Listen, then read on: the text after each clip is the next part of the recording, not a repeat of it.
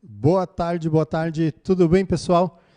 Mais um dia aí de debates interdisciplinares e hoje conto a presença de professores magníficos aqui. Do meu lado está o Carlos Dal, de História, Daniel Lopes, de Biologia, e Geografia, Marcelo Rocha, né? Tinha que ter Rocha no nome para Geografia, né? Gente, agradeço a presença aqui de todos vocês, né? Espero que tenha muitos alunos, pais aí, amigos, né? Porque a gente vai falar de coisas interessantíssimas para o vestibular e também para a nossa cultura e o nosso dia a dia, né? Quero agradecer também a presença e o trabalho de toda a parte da direção, tá? E também do nosso suporte técnico, beleza? Gente, hoje o debate interdisciplinar, nós vamos falar sobre o momento que seria a revolta da vacina, tá? E depois a gente vai vincular com temas que são mais atuais, como a Antivac, né? O movimento anti-vacina, tá? Então, para iniciar, vou pedir a palavra aí do nosso professor Carlos Dal, de História. Boa tarde, caríssimos. Tudo bem? Vamos lá? Vamos conversar então um pouquinho hoje sobre esse tema do movimento anti-vacina, um pouquinho da questão aqui das revoltas da vacina na história, né? Bom, vacinação sempre foi um tema polêmico, gente. Se você pegar na história, o tema da vacina sempre lidou com coisas muito complicadas, como saúde, a questão da individualidade, da escolha individual, a questão do uso do corpo. Então sempre foi uma questão que deu muito debate, deu muita briga. Você pegar no século XIX, já quando apareceu as primeiras campanhas de imunização em massa, já tinha movimentos anti-vacina que tinham ligação com religião, mas também tinham ligação com medos mesmo, do tipo controle do governo, com medo da interferência no teu cotidiano, nas tuas escolhas individuais. Aqui no Brasil, a mais famosa foi a Revolta da Vacina, lá de 1904. Tá? A Revolta da Vacina de 1904 é o movimento anti-vacina mais famoso da história brasileira. Esse nome, História da Vacina, na verdade, Revolta da Vacina, na verdade, é um nome que eu sempre falo para o meu pessoal aqui, é um nome injusto, porque a vacina foi o estopim para a revolta, mas a revolta teve outras causas sociais muito maiores, no qual a vacinação era só um dos problemas. Como hoje em dia, né? Você pegar a questão do movimento anti-vac hoje, ele tem muito mais ligação com outros temas políticos, econômicos, sociais, culturais, do que um medo da vacina em si. Porque a vacina conquistou as pessoas hoje em dia. As pessoas que acreditam na vacina, usam a vacina. O movimento anti-vac tem outras razões. Da mesma forma, a revolta da vacina de 1904.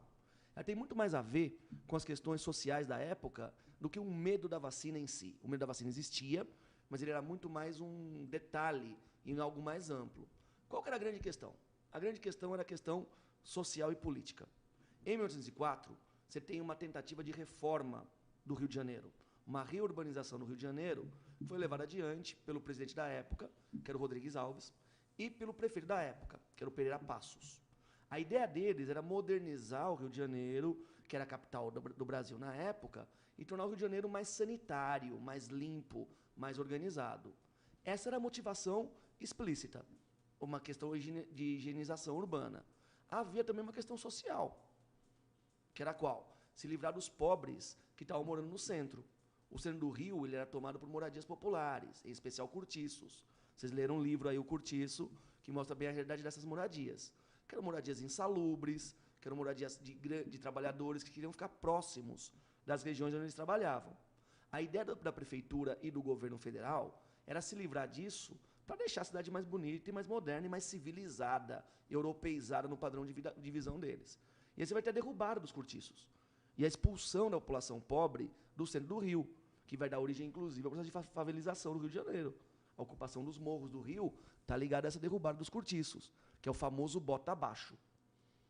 Nesse processo aí, se tinha também a questão da imunização, de se imunizar as pessoas para eliminar epidemias e tornar a cidade mais sanitária, mais moderna. E é aí que entra a revolta da vacina.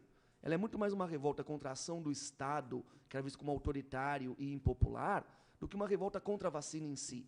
A revolta da vacina existiu, havia o medo da vacinação também, mas a grande questão para eles é uma questão contra a interferência do Estado na sua individualidade.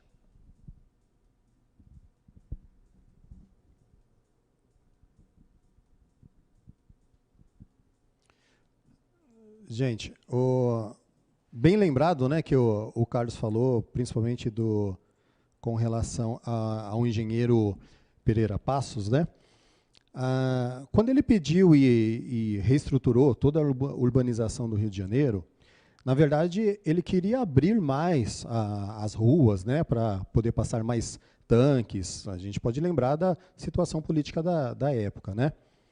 Fora isso, esses grandes centros tinham muitas pessoas, né, que moravam próximo ao trabalho, só que o grande centro ele estava cada vez mais alto, né, o valor para você morar lá.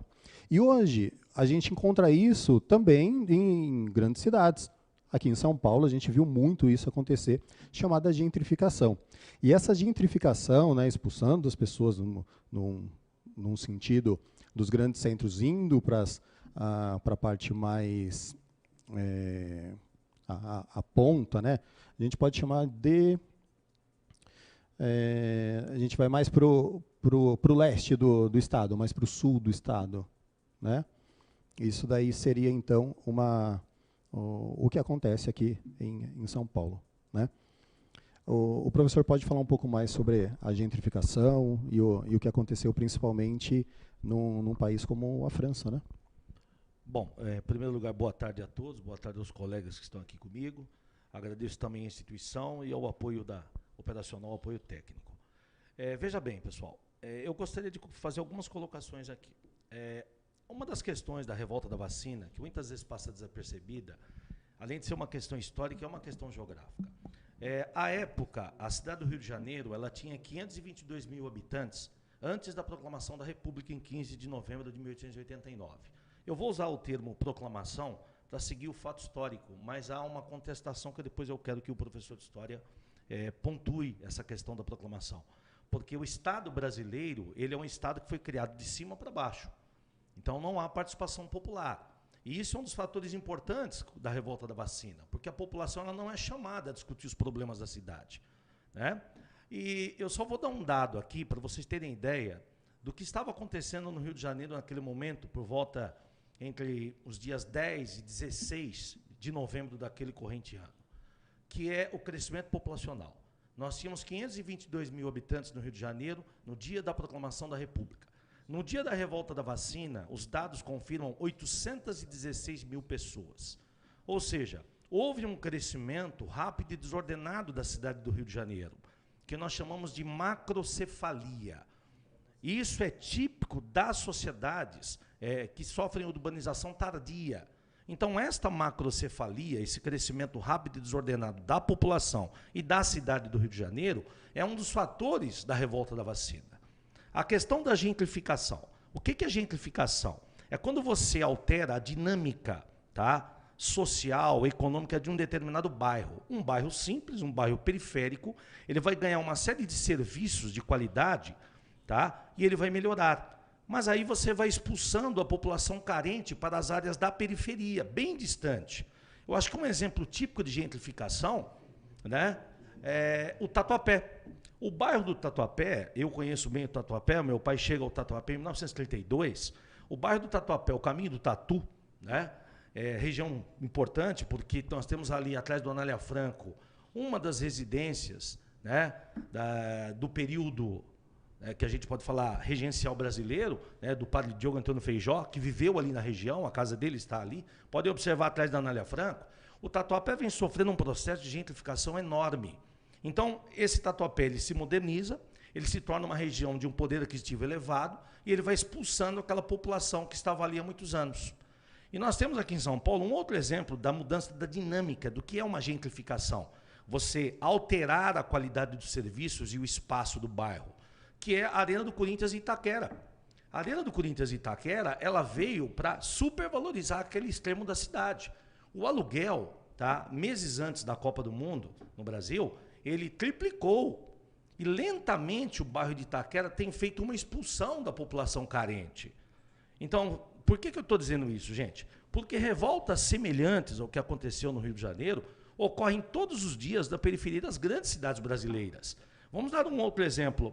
O caso da Cracolândia. O caso da Cracolândia é típico da tentativa de um processo de gentrificação pelo poder público. E é típico da ausência de diálogo com a comunidade. Então, esses fatores é que vão levar e vão colaborar com os fatores históricos, que o professor colocou muito bem, para a revolta da vacina. E aí nós temos os fatores sanitários, que agora eu passo a bola para o professor de biologia, né? Professor Daniel, por favor. Boa tarde a todos. Então, nesse ponto a gente pode pensar, já que estamos falando da revolta da vacina, sobre a primeira vacina que foi feita, e que foi, inclusive, justamente contra a varíola. No final do século XVIII, lá para o finalzinho de 1700 e alguma coisa, Edward Jenner começa a circular por algumas cidades da Inglaterra e percebe que algumas ordenhadeiras não pegam a doença grave, mas elas pegaram a doença leve porque elas pegaram essa vacina das vacas, né, que seria a cowpox.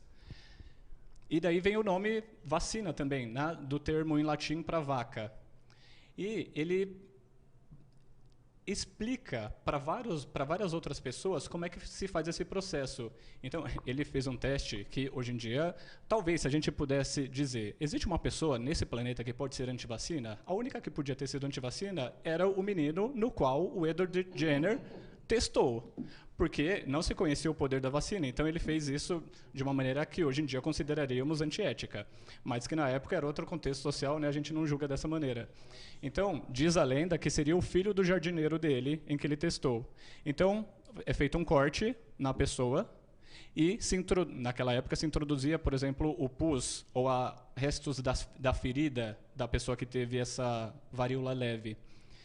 E aí a pessoa desenvolve a varíola leve e mesmo depois de ter sido injetada nesse menino a forma da varíola grave, ele não desenvolveu essa doença. Isso tem a ver com a resposta imunitária primária e secundária, em que, na resposta imunitária primária, o corpo aprende que aquela substância não faz parte do organismo. Só que essa primeira resposta é muito lenta.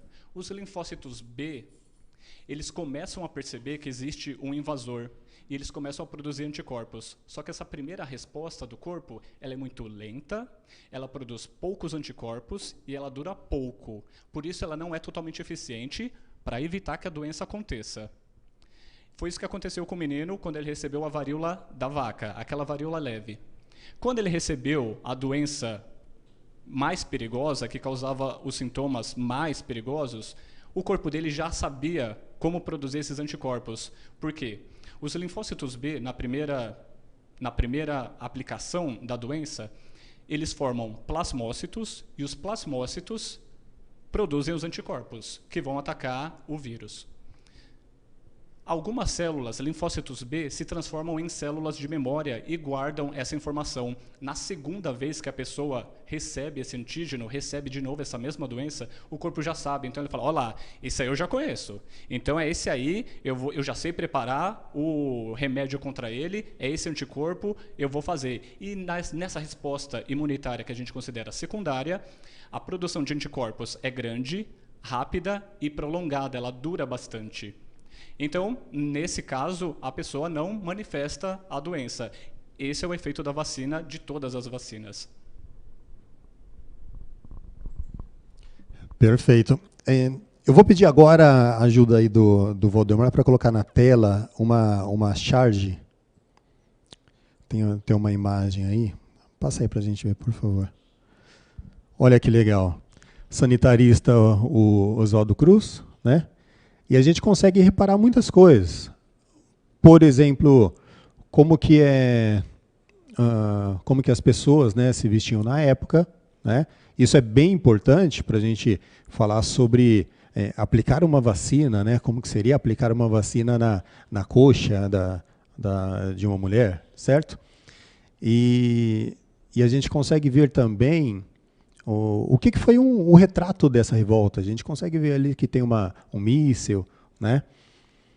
Para tudo isso, eu vou passar então para o professor Carlos Dal, principalmente porque a gente tem que lembrar que essa época seria uma desinformação, né? A gente tem toda essa revolta que é vinculada à desinformação.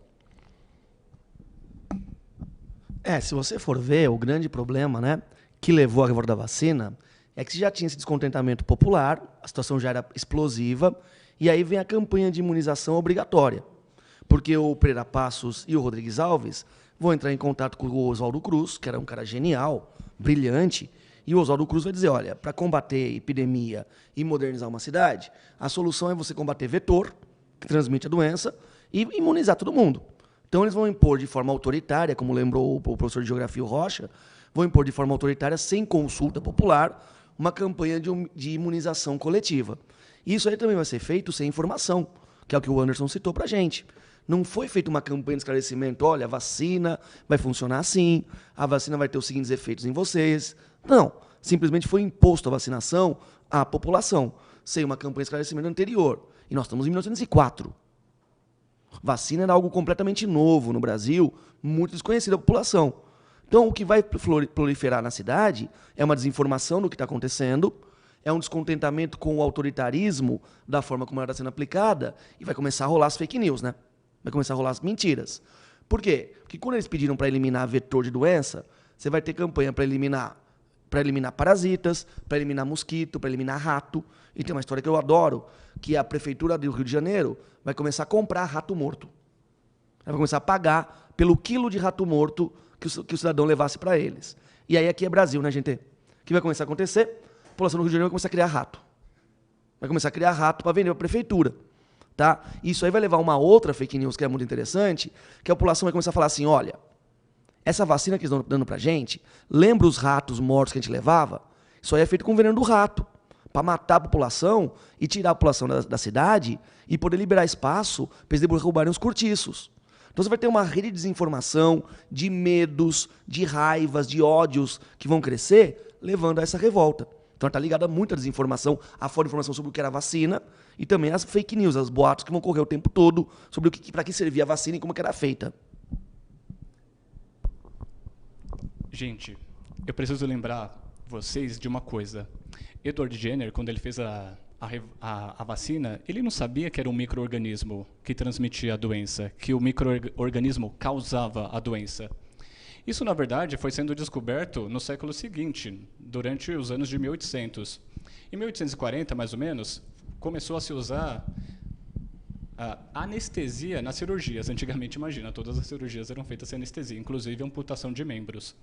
Então, nesse período em que a amputação de membros começou a ser normal, né, por causa da anestesia, né, as pessoas começaram a morrer de gangrena causada pela falta de esterilização dos equipamentos que, por exemplo, sei lá, podia ser um serrote para serrar a perna da pessoa. Enfim, a pessoa morria de infecção causada pela amputação. E também as mulheres morriam em seguida ao parto, tomavam anestesia, tinham seu filho, mas depois morriam de infecção gerada pelo corte durante o parto. Louis Pasteur, na França, em Paris, fez um panfleto e distribuiu para a população, e informou pessoas não esclarecidas e médicos.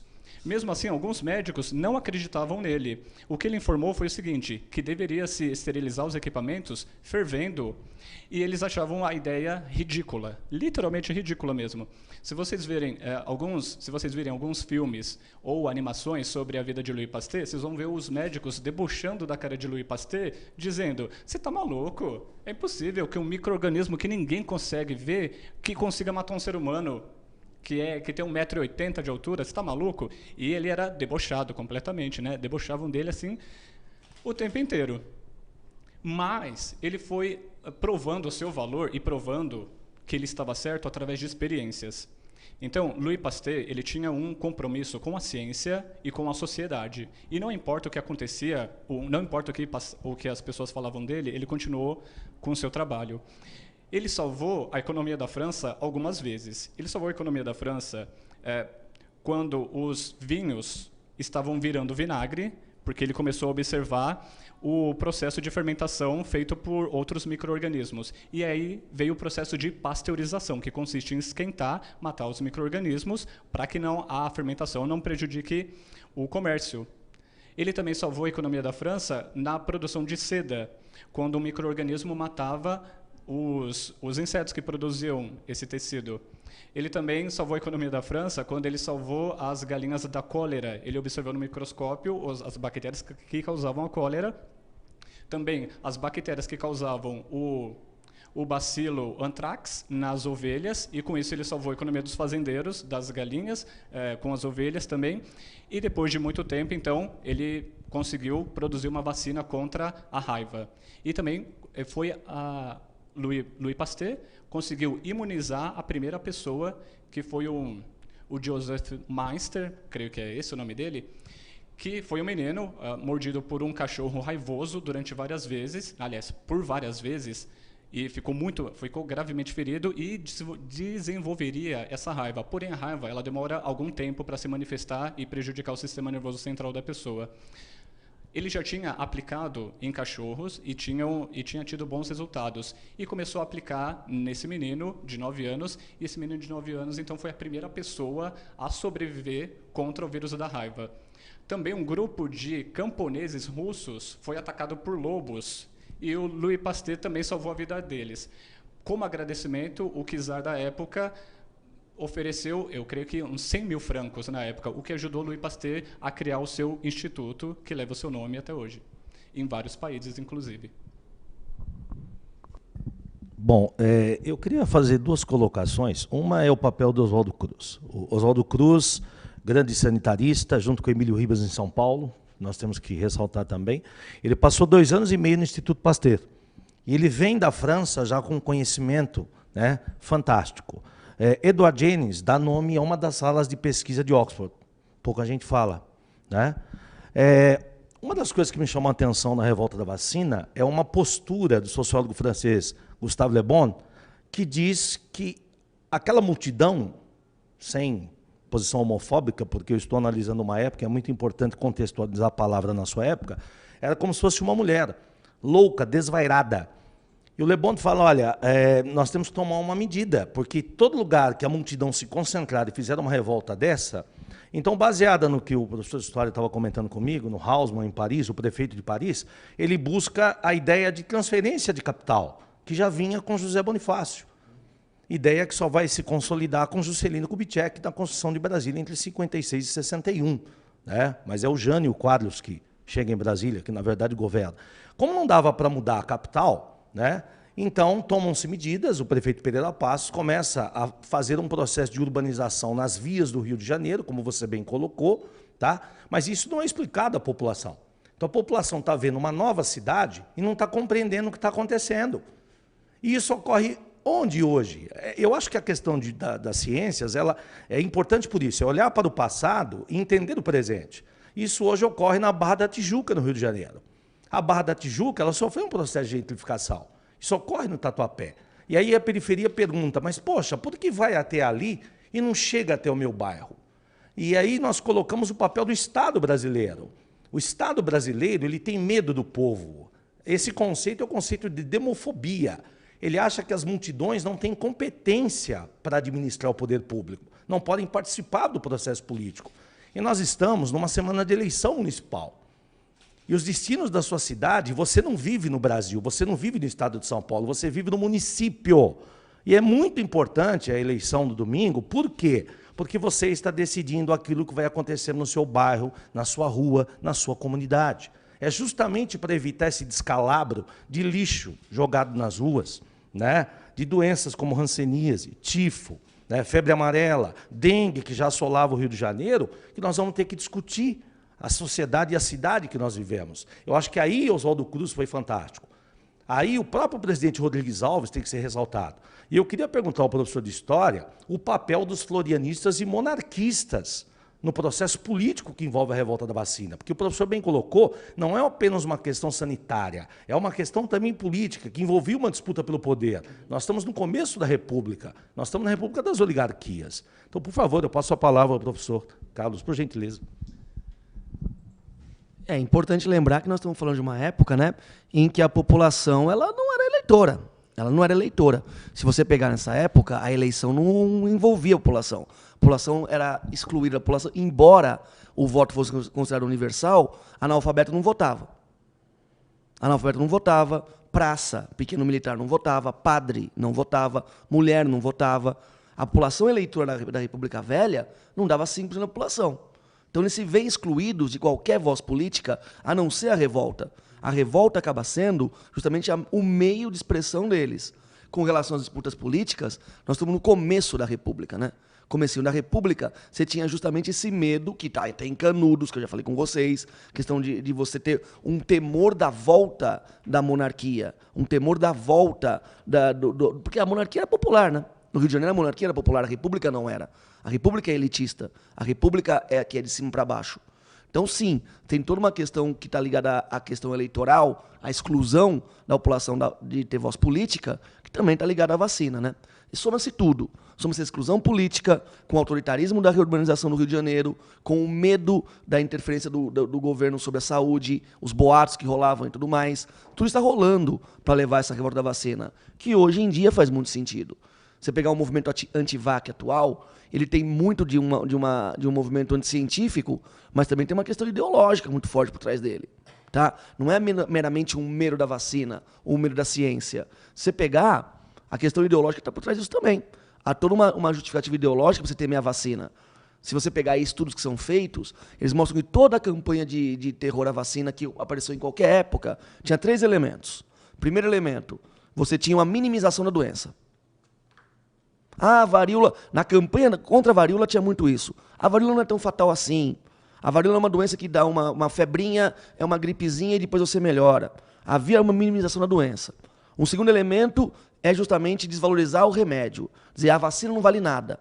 Não vai te resolver nada, você vai continuar ficando doente, não vai ter nenhum benefício para você. E o terceiro elemento em toda a revolta da vacina é a questão de colocar a vacina como parte de uma conspiração maior. É dizer, olha, a vacina está ligada, na revolta da vacina no Rio de Janeiro, a matar a população para desocupar as casas. Na questão da varíola na Europa, a vacina estava ligada a você imunizar a população para poder mandar ela para a guerra. Sempre tem uma conspiração maior que está ligada com a vacina. São os 3 elementos de todo o movimento anti-vac em todas as épocas. Essa minimização da doença, essa desconfiança da eficiência do remédio e o terceiro, que é ligar uma conspiração maior. Você pegar o movimento anti-vac hoje, na questão, por exemplo, de esperar a Covid hoje, é exatamente isso que você vê. Minimizando a doença, dizendo que a vacina não vai funcionar, ou dizendo que a vacina está ligada a uma exploração maior, a uma conspiração qualquer maior. É assim no mundo inteiro. Isso aí são padrões históricos que se repetem. Tanto no século XIX, quanto no começo do século XX, quanto hoje em dia. É a mesma questão sempre que aparece. São muitas relações feitas, né, que a gente pode fazer com relação à revolta da vacina. E, aliás, uma revolta, como toda revolta, né, vai gerar conflito, com certeza essa gerou. E tivemos mortos, feridos, e também muitos brasileiros que foram deportados. Né? Agora, deportados para onde? Em 1903, o Brasil, né, em conflito ali com a Bolívia, um ano depois, o Acre ele foi integrado como um território federativo, né, território federativo do Brasil. Né? E anos depois, se eu não me engano, em 1962, ele veio, alguns critérios para ser Estado, né, ele veio a compor como um Estado do Brasil. Certo? Gostaria de pedir ao professor de Geografia para a gente falar um pouquinho sobre essa transição para o Acre. O que tinha lá no Acre, né? A gente pode falar sobre o lápis, a borracha, ok? Bom, veja bem, nós estamos na questão do Acre, o professor de História que está aqui, que pode confirmar, o Acre faz parte do Brasil no governo Rodrigues Alves pelo Tratado de Petrópolis. O Tratado de Petrópolis, ele, na verdade, uma grande jogada do governo brasileiro com interesses de empresas norte-americanas, né? E se realiza a anexação do Acre, o presidente Evo Morales até brinca que foi em troca de cavalos. De cavalos não foi, mas da ferrovia Madeira-Mamoré, né? Que liga lugar algum a lugar nenhum. O Brasil anexou o Acre, não cumpriu parte dos acordos que foram feitos com a Bolívia, só que as pessoas, quando falam do Acre, né, primeiro nós estamos numa região que é a região amazônica. Nós estamos numa área de clima equatorial. E aí nós nos lembramos, né? Sempre que a gente fala em clima equatorial, eu digo o seguinte, olha, a umidade é fundamental. Tá? É um clima com temperaturas elevadas, chuvas abundantes o ano todo. E uma área muito úmida, você não pode ficar sem tomar banho, porque você entope os poros, você não dá conta de eliminar essa transpiração pelo canal da uretra, você estoura a bexiga, você tem hemorragia interna. Isso foi muito comum na floresta do Congo e na guerra do Vietnã. Então, o Acre é um território que fazia parte do ciclo da borracha amazônica, né? Ele é fruto dessa expansão desse ciclo. Muitos nordestinos chegam ao Acre, os famosos candangos, que depois irão para Brasília. Só que vamos analisar o Acre, não daquela época, o Acre do ciclo da borracha, mas o Acre hoje, o Acre da expansão da fronteira agrícola, o Acre do café, do cacau, da chegada dos gaúchos, a partir dos anos 70. E o Acre, fundamental para a questão estratégica brasileira. Por quê? Porque o Acre nos dá uma saída para o Pacífico, para o Porto de Arequipa, no Peru, sem a necessidade de nós passarmos pelo canal do Panamá. Então, quando o brasileiro menospreza o Acre, eu sempre digo o seguinte: o Acre é o nosso Texas. O Acre é a nossa porta de entrada no Pacífico. Por quê? Porque nós podemos reduzir o custo do transporte do agronegócio brasileiro saindo pela rodovia interoceânica, que já corta o Acre em direção a Calau e Arequipa, no Peru. E nós temos um ônibus que sai do terminal rodoviário do Tietê que faz esse trajeto. Agora, evidentemente, que é uma área que ainda ela tem a selva, ela é uma área, vamos dizer, que tem aquela situação de virgem, entre aspas. E aí você vai tomar contato com a malária, que é um dos grandes problemas a partir do centro-oeste do Brasil, né? Eu só queria pedir a ajuda do professor de biologia agora na questão da malária, né? Como é que a malária se manifesta no Brasil? Por favor, professor. Dani, deixa eu só complementar, porque eu acho que o meu microfone estava falhando antes do professor. Eu estava justamente dizendo que toda revolta, o próprio nome diz, ele vai gerar uma revolta, né? Na revolta da vacina, muitos foram mortos, outros feridos e outros deportados, tá? Foram deportados para onde? Para o Acre, né? Porque em 1904 o Acre ele foi tomado da Bolívia, né? E sim pertenceu a partir dali ao Brasil como sendo um território federativo do Brasil. E anos depois, em 1962, ele virou Estado, né, devido a algumas políticas para ser Estado. Tá bom? Agora vamos lá, Dani. Então, sobre a malária, décadas tentando fazer uma vacina contra e a gente não consegue. Porque é necessário vários tipos de anticorpos para que a malária não se manifeste. O protozoário que causa malária, ele tem mais de 50 conjuntos de proteínas que eles podem ir trocando cada vez que eles se manifestam. Então, quando eu disse sobre a resposta imunitária primária, ia precisar de uma resposta imunitária primária para cada um desses 50 tipos, para que a pessoa ficasse completamente imunizada contra todos os tipos de malária. Não existe um tipo só, né? São 4 tipos de protozoários que atacam principalmente. Os países que se livraram da malária, como a Itália, por exemplo, se livraram por grande uso de DDT, tiveram ajuda de vários institutos, como Rockefeller, que investiram dinheiro, né, para que a Itália, numa campanha gigantesca, conseguisse se livrar dessa doença, mas foi atacando o vetor e não produzindo vacina. Pensando no movimento anti-vacina, a gente pode considerar a falta de informação como uma das principais causas do crescimento desse movimento. Só que quando a gente fala da falta de informação, não é só pelas pessoas que não cursaram o ensino médio, por exemplo. Porque na época de Louis Pasteur, os próprios médicos não acreditavam que os micro-organismos causavam doença. Isso era 1880, mais ou menos. Dali 25 anos, o Brasil tentou obrigar as pessoas a se vacinarem. Então, num período de 25 anos, em que nem os médicos acreditavam que os micro-organismos causavam doença, você ter que fazer a população acreditar que isso acontecia, olha a distância do conhecimento de um para o outro. E olha, é um conhecimento totalmente novo. É como se abrisse um outro universo. É como se, de uma hora para outra, alguém dissesse: olha, existem marcianos, e eles estão se comunicando com a gente, e eles estão dizendo, vamos ajudar vocês. e ninguém ia acreditar. Todo mundo ia sair correndo achando que os marcianos iam atacar todo mundo.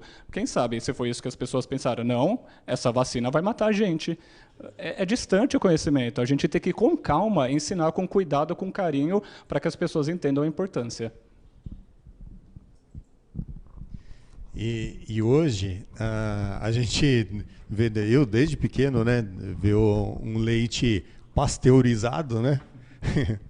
Então agora, toda vez que você fala em Pasteur, eu já penso no nosso leite pasteurizado. Gente, quando a gente fala em revolta da vacina, é um termo relativamente com algumas décadas, né? Agora, quando a gente fala movimento anti-vacina, aí já é mais atual, e a gente pode entrar numa outra discussão. Vamos levantar essa bola aí, Carlos?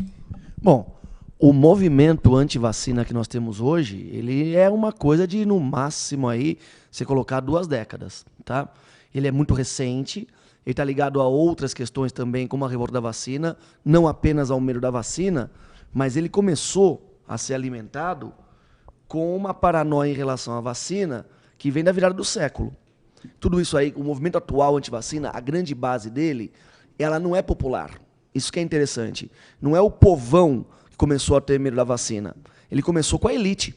Começou com gente bem informada, gente bem nutrida, gente bem de vida, de grana, do primeiro mundo, em especial Estados Unidos e Inglaterra, que nutriam na virada do século XX para o XXI esse medo do Estado, esse medo de um controle externo, essa visão negativa dos governos. Tá? Isso aí você vê numa classe média e classe média alta americana, que tem aquela ideia do homeschooling, por exemplo, de educar os filhos em casa.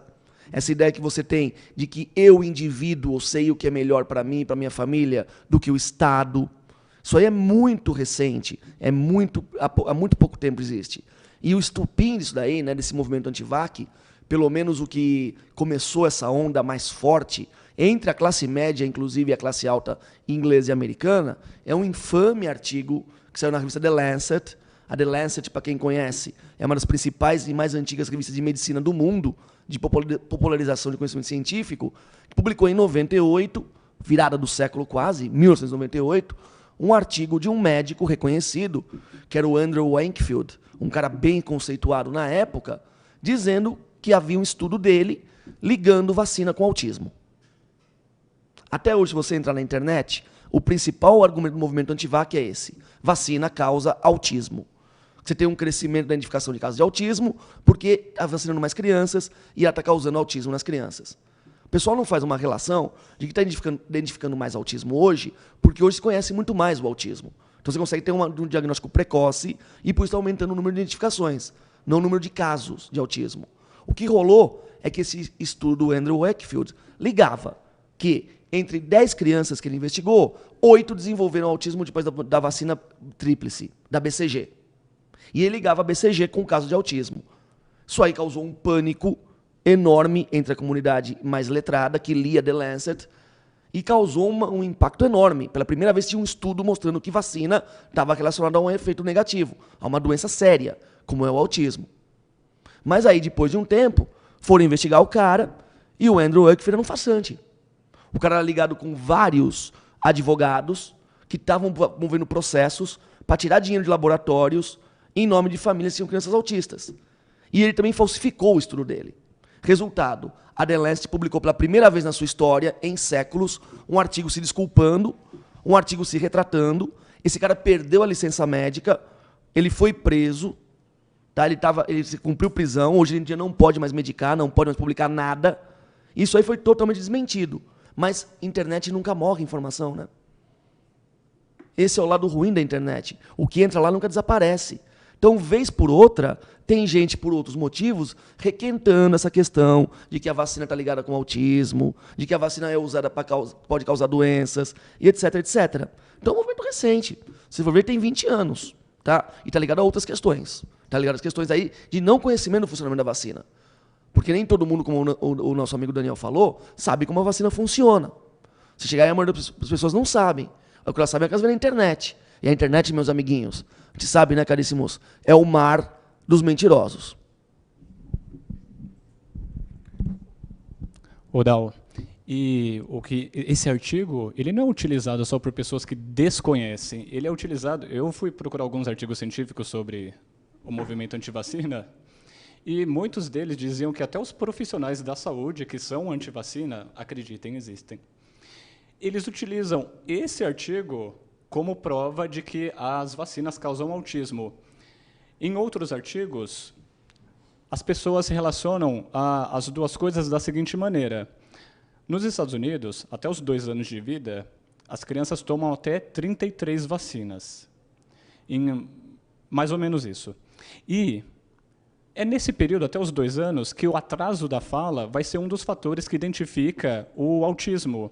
Então, a criança demorar a começar a falar, pode ser identificada como autismo. E a mãe pensa, deve ter sido porque ela tomou vacina, já me disseram isso acontece. Leu no WhatsApp e achou que era verdade. E isso acontece sempre. Não só com pessoas que não conhecem, mas pessoas com muito conhecimento. Em vários outros artigos também, há a pesquisa da escolaridade das pessoas. Comenta aí embaixo, o que você acha? A escolaridade das pessoas que são antivacina influencia? Em alguns artigos, existem as seguintes informações. Crianças que são subimunizadas, ou seja, tomaram algumas vacinas, mas não todas, elas são filhas de mães solteiras em áreas periféricas. Mas as mães de crianças absolutamente não vacinadas são mulheres de alta escolaridade que vivem em bairros nobres. Então, essa escolaridade, às vezes, não influencia. O conhecimento não vai influenciar na decisão, vou vacinar o meu filho ou não vou. Às vezes, esse movimento antivacina vai ser influenciado por outros fatores. Alguns pais se justificam, por exemplo, como que o governo não deve interferir no corpo das pessoas. Então, algumas pessoas também são adeptas de situações menos invasivas, como deixe o corpo reagir sozinho. Ou então, muitas dessas pessoas também podem ser pessoas que são adeptas a terapias alternativas, que querem se curar de outras maneiras que não seja tomando remédio, mas que não entendem que imunizando é como eu pedi ajuda para alguns amigos meus. Um que é brasileiro e mora nos Estados Unidos, ele é doutor em bioinformática e genômica, então ele está estudando, por exemplo, a origem do coronavírus, analisando o seu DNA. Ele me disse, por exemplo, que nos Estados Unidos, 35% das pessoas não tomariam a vacina contra o coronavírus, mesmo se fosse de graça, porque lá nada é de graça, né? Então tudo tem que pagar. Então, mesmo assim, 35% das pessoas. Porém, não significa que essas pessoas são antivacinas. Em outros estudos que ele me passou, no Canadá, 30% das pessoas são resistentes à vacinação. São resistentes à vacinação, mas só de 1 a 3% dessas pessoas é antivacina. Então, do que precisa? Precisa de um esclarecimento da população. Além disso, talvez uma forma, né, eu pedi também para uma outra amiga, que ela é fisicista, a mulher que estuda física, Anderson? Física. Ela também está fazendo doutorado e utiliza os padrões de física para estudar o padrão de distribuição, o padrão de contaminação da dengue e da malária no estado de São Paulo e outros. E ela me disse assim, a gente tem que pensar na vacinação como um ato de amor e empatia.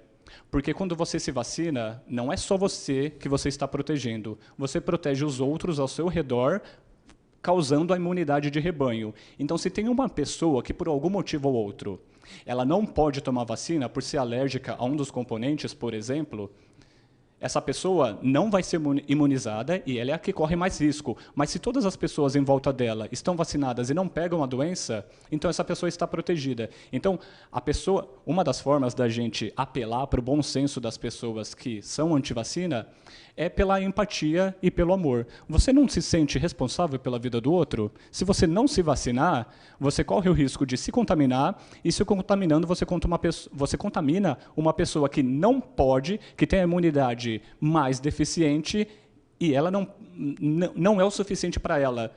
O que é o suficiente para ela? Se todo mundo ao redor dela estiver protegido, aí sim ela não se contamina. Essa é a única solução para ela. Então, essa responsabilidade é social, não é individual. E é por esse motivo que a justiça, às vezes, interfere na individualidade das pessoas. Porque quando a manifestação individual interfere na liberdade, na saúde e na própria vida do outro, a justiça tem que interferir para proteger os cidadãos. Perfeito.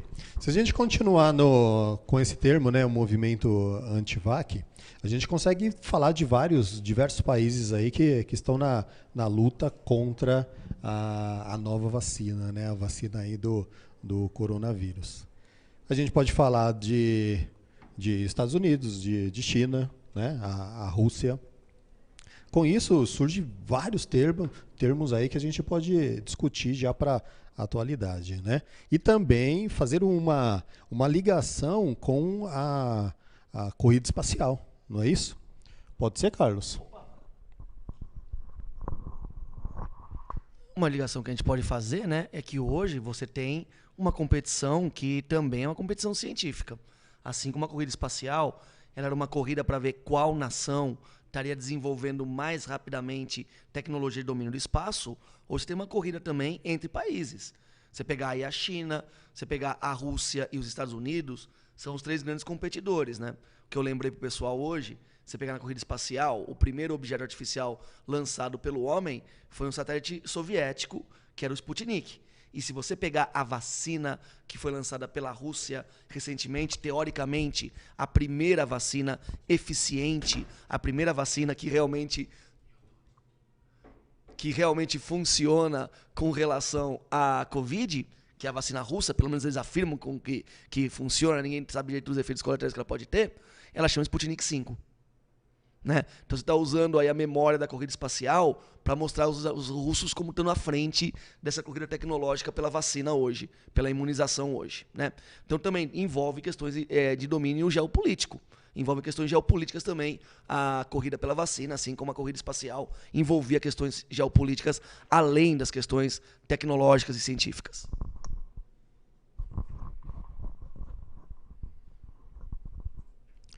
Legal, porque quando a gente fala em Sputnik, o Carlos falou sobre Sputnik 5, né? Sim. A vacina atual. O nome Sputnik, a gente pode pensar no primeiro satélite que foi levado em órbita. Gente, estamos falando da história, né? Se não me engano, foi 4 de outubro de 1957. Né? Eu não lembro. Não lembro muito bem, porque eu não era nascido, tudo bem. Mas 4 de outubro de 1957, primeiro satélite. Ele era pequenininho. Para vocês terem uma ideia, tinha mais ou menos uns 60 centímetros. Olha a imagem dele aí, ó. Mais ou menos uns 60 centímetros. E ele pesava um pouco mais do que eu, em torno de 86 quilos, né? Era a massa dele, 86, 87 quilos, por aí. Ele entrou em órbita em 4 de outubro, né, que ele foi lançado ali na região do Cazaquistão, tá? E foi um choque para a época, porque, nossa, agora, né, a União Soviética está lançando satélite. Ele consegue olhar agora a Terra de cima, né? Então essa corrida espacial aí, ela foi muito importante. E a gente tem esse satélite pequeno, hoje os satélites são bem maiores, né? O Sputnik 2, eu acho que ele ficou como o mais conhecido, porque ele levou a cadela Laika, né? A cadela Laika, como tripulante, tá? Eu acho que ficou 6 meses, né? 6 meses e depois controlava o batimento cardíaco dela, tudo, e viram que devido à temperatura e o susto, né, que o animal levou, não durou tanto tempo assim. Mas olha como é que é importante. E agora eles estão fazendo uma menção a isso, porque justamente colocaram o nome Sputnik 5, né? Relativo àquele primeiro satélite que foi enviado em órbita. Okay? Aliás, a velocidade, só uma curiosidade, a velocidade dele é em torno de 101, né? 101 não, 28 mil quilômetros por hora. Olha a velocidade, né? 101 seria o tempo de órbita, o período, né? O período para dar uma volta completa, 101 dias, ok? Agora a velocidade 28 mil quilômetros por hora, extremamente alta. Não é à toa que quando entra na nossa atmosfera, desintegra, né? Bom, pessoal, eu queria dizer mais uma coisinha. Queria dizer que o Denis, meu amigo que mora nos Estados Unidos, está comentando aí também, colaborando com essa live, que está ótima. Muitos amigos meus aqui comentando também, que estão gostando da live, espero que vocês também. Mandem seus comentários aí para a gente, dizendo o que você acha. O Denis estava me lembrando aqui também que as pessoas que decidiram ser antivacina são pessoas muito bem informadas. Leram livros, leram em vários sites, só que, mesmo assim, elas estão mal informadas. Então, gostaria de repetir, porque eu acho que na primeira fala minha, meu microfone estava desligado. Eu estava falando sobre a resposta imunitária primária e secundária, que na resposta primária, o organismo demora um certo tempo até responder com a produção de anticorpos. Os linfócitos B se transformam em plasmócitos, e os plasmócitos conseguem produzir anticorpos contra esse invasor. Uma parte desses linfócitos B permanecem como células de memória. Da próxima vez que essa pessoa for invadida por esse novo invasor, por esse novo antígeno, como a gente diz, a produção de anticorpos por essas células de memória vai ser mais rápida, mais duradoura, prolongada e em maior quantidade de anticorpos. Isso inibe a manifestação da doença. Sobre alguns fatos que vocês podem dizer e dialogar, o que a gente está fazendo aqui é um diálogo, e essa é a única forma que a gente tem de minimizar o movimento antivacina. E nesse diálogo, a gente precisa conversar sobre a segurança das vacinas. A minha outra amiga, aquela que estudou física e a dispersão da dengue e da malária, me lembrou uma coisa, que as vacinas são tão testadas quanto os remédios. Então, as pessoas que têm medo de tomar vacina porque acham que elas não são testadas o suficiente, também não deveriam tomar remédios, porque elas são testadas na mesma proporção. Existe a mesma regra, praticamente, de testes em pessoas e utilizando placebo. Quando os remédios são testados, se dá uma pílula que faz efeito e uma pílula que é farinha com açúcar. E aí a pessoa vai manifestar os sintomas, ou não, dependendo do seu processo psicológico, talvez. Na vacina acontece a mesma coisa. Uma vacina é placebo e a outra funciona de verdade. E, obtendo os resultados, se chega a uma conclusão muito verídica, que não depende da pessoa dizer se foi induzido pelo psicológico ou foi verdade. Então, são testes muito seguros. Se você hoje toma dipirona para dor, paracetamol para febre, você também deve tomar a vacina contra o coronavírus para evitar que essa doença continue se transmitindo. Não só contra essa, contra o sarampo, por exemplo. Em 2000, os Estados Unidos consideraram erradicado o sarampo. Em 2013 e 2005, eles já tinham 180 casos, 115 casos. Em 2016, o Brasil foi considerado pela Associação Pan-Americana de Saúde de que o sarampo também estava erradicado no Brasil, 2016. Em 2018, a gente teve um surto de sarampo que contaminou 10 mil pessoas, 9 mil delas no Amazonas, e morreram 12 pessoas. Algumas dessas pessoas podem ter morrido por imunodepressão, porque não conseguiam se defender, o corpo não conseguia produzir imunidade suficiente contra a doença, mas se ao redor dessas pessoas todos estivessem vacinados, essas 12 pessoas que morreram poderiam não ter morrido. Então, relembro, é um compromisso social, é um compromisso com o coletivo de empatia e amor. Eu só queria fazer uma colocação, dentro do que o professor falou, que o movimento antivacina independe do grau de instrução de fato. Nós temos documentos, eu tenho um caso específico que eu posso até depois disponibilizar para vocês. Em 1888, no Canadá, o médico Alexander Ross, em Montreal, divulga um manifesto anti-vacina, e ele era médico. Né? Outro fato no Brasil mesmo, em 1808, a mesma população que promoveu a revolta da vacina, muitos deles, aí já durante a gestão do Afonso Pena, foram bater na porta do governo pedindo a vacina. Então, isso independe de grau de instrução. Quanto à politização da questão da vacina, isso também é histórico. Tem um caso bastante interessante, e aí eu acho que o grande problema, como os professores bem colocaram, é a falta de comunicação, de informação. Em 2011, quando a CIA foi atrás de Osama Bin Laden, isso é comprovado hoje, né, foi um médico paquistanês, que denunciou onde estava Osama Bin Laden, porque ele descobriu, numa campanha de vacinação contra a polio e o sarampo, na fronteira do Paquistão contra o Afeganistão. E aí os enfermeiros, no caso, saíam vacinando a população em casa. E aí se descobriu que uma das crianças que tinha tomado a vacina era a filha do Osama Bin Laden.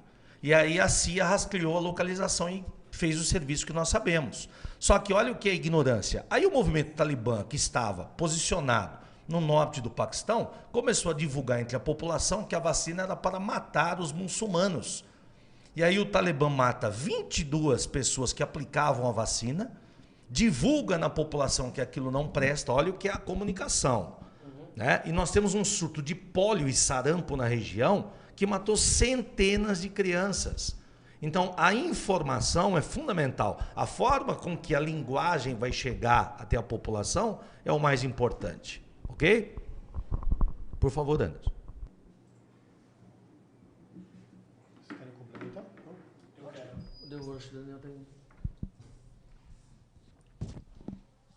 Outro argumento que a gente poderia usar com as pessoas que são anti-vacina é para elas ponderarem qual o mal que a vacina pode causar, qual o mal que o coronavírus pode causar.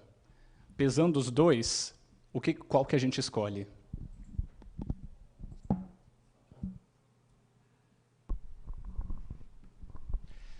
Gente, chegamos a 1 hora de live, né? Quero agradecer a presença de todos os professores, tivemos algumas perguntas aí legais. Nosso debate aqui eu acho que foi bem produtivo mesmo. A gente não pode esquecer que a sequência de lives continua, né? No dia 18 a gente tem mais uma sobre a explosão no Porto de Beirute, né? no Líbano. É quarta-feira, dia 18? Sim, né? Quarta-feira. Tá bom? Quero agradecer a presença de todos. Quero agradecer a toda a direção e a equipe aqui do suporte também. E todos os professores, muito obrigado.